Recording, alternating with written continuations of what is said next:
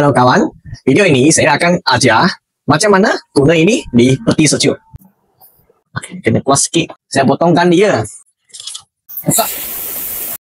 Macam ni, tutup dia lah. Ini pun sama, tutup, masuk. Sekarang kami tengok ini dalam dia macam mana. Saya buka dulu.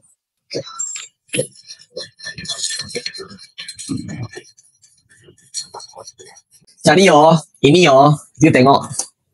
Ini you tengok. Dia macam ni dia mah. Dia macam ni dia. Okey. You akan nampak macam ni.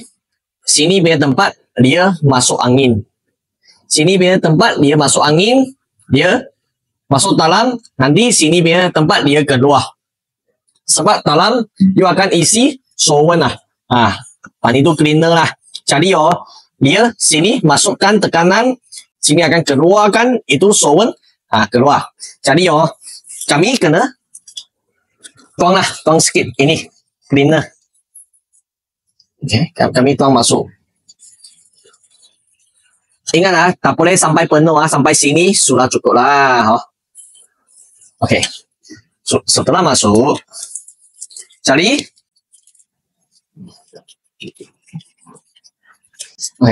kami boleh masukkan ini. Sebab saya sudah isi mah. Macam ni. Dalam sudah isi, saya sambung balik loh. Sebab ini dia masuk mah. Okey, dan sini side dia ada sepatang.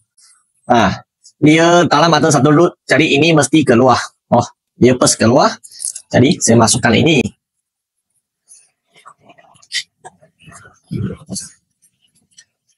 Setelah saya sambung, sekarang saya you nampak ini, saya ambil satu botol air kosong ya. Saya sudah buat satu lubang di atas.